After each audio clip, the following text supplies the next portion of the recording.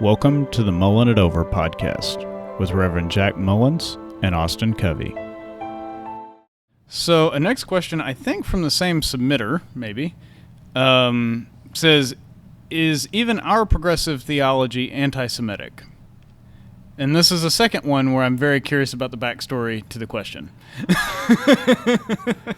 Yeah, I am too, and I'm not, frankly, not even sure that I understand the question, because to me, theology is the discussion of the nature of God, and why would that be Semitic or anti-Semitic or anything? Right. I think the question is addressing more are the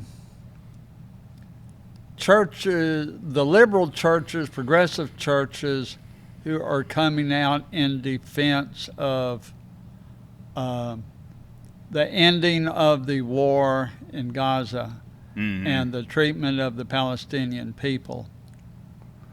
Are they, in fact, taking on an anti-Semitic position?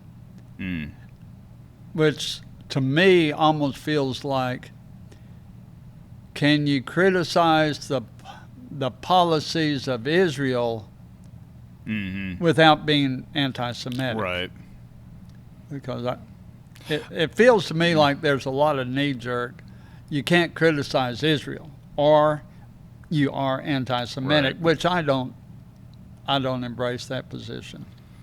Yeah, like you said originally, I was trying to sort of parse the question. Because, like you said, is it a commentary on theology? Is it a commentary on, say, Semitic people in the United States and how we interact with them? Is it a commentary on what's going on in Gaza right now? Because, like you said, I don't know that theology necessarily influences those things. It influences those things, but maybe it's not directly related. Yeah. Like you said. And so it is hard, I think, in the United States, we at least attempt to maintain a level of separation between church and state. I mean, that's kind of a foundational concept here. I don't know very much about domestic policy in Israel, but I wonder if they are not more of a theocratic state. They are by culture and tradition.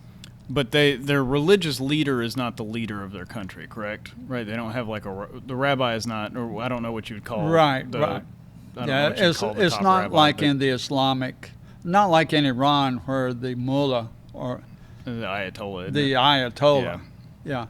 Now I did have a conversation once upon a time with the rabbi of a conservative temple in Waco, Texas. And we were discussing the meaning of "thou shalt not kill." I brought him in to do a Sunday school class. He said, by our interpretation, meaning those to whom he turned within his tradition as more or less authorities in interpretation, that in fact means "thou shalt not commit murder."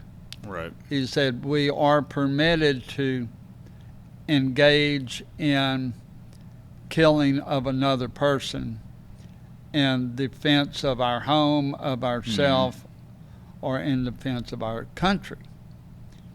And somebody said, well, does this extend to non-combatants?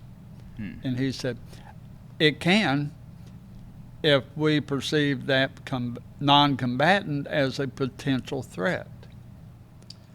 Yeah, I think that one, I could get on, or maybe not even could. I would say I personally ascribe to the "thou shalt not murder." Yeah. Particularly in applications of self-defense and other things. I mean, sometimes stuff happens.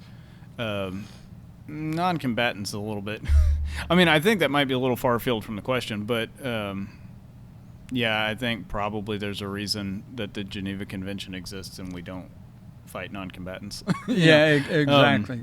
So, this question, it's, and I'm pretty sure that's why it came up. It's a hard question. It's a hard question to understand, much less answer. Yeah, I do think if you ascribe a certain level of separation of church and state to the country of Israel, I don't think it's anti-Semitic to criticize their political movements. Yeah. Apart from their religious standing. You know what I mean? Like, you're not criticizing them for being Jewish. You're criticizing the decisions made by them. Right. And I could be wrong. I think a lot of people are not pro either side of that conflict. I think a lot of people are pro peace. Yeah. And I don't know that you could be anti-Semitic and pro peace. I don't know that. Right. I think most people would just like to see them stop fighting. I agree, because really that's a conflict that's been going on for a couple of thousand years or more, and we are simply seeing it in the perspective of what has occurred since the end of World War II, right? And in particular since I think it was 1967 when we had the Golan Heights War. So we're seeing the latest manifestation of it from a contemporary context. Right. The overall conflict has been going on for long time. So, which some people would say that means they're not going to stop, but I don't know. We can always hope. Right? We can always hope. We can always hope. Yeah. Well, I'll just leave it there. Yeah. We can always hope. But yeah, I don't know. If you were the person who submitted this question and you happen to see this and you have additional context or clarification, we would love to revisit this. Yeah. If provided with a little bit more, because we may have totally missed the mark on what they were searching for. I have no idea. I'm sure that whatever I've said is going to have plenty of people who will take me to task on what I've said, and that's okay. I don't mind backing down. What did you say that you think? I don't know. Yeah, I don't think go peace is the yay peace. If you have a problem with that, I don't know what to tell you. Yeah. But yeah, I don't know. I think it would be interesting to revisit this one if we got a little bit more context to it, or a little bit more explanation for kind of what they were hunting. Yeah, and would love for the presenter of the question to dial in, and we'll figure out how to. Yeah, they can join us. Do a Zoom call.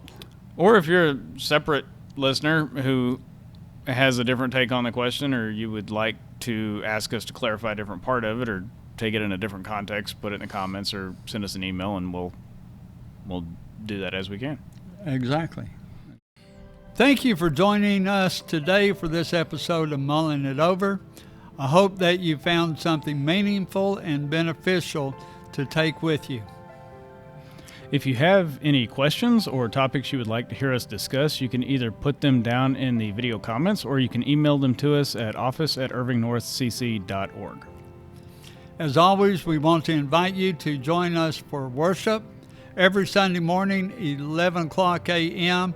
at Irving North Christian Church, 2602 Texas Drive, Irving, Texas. May God bless.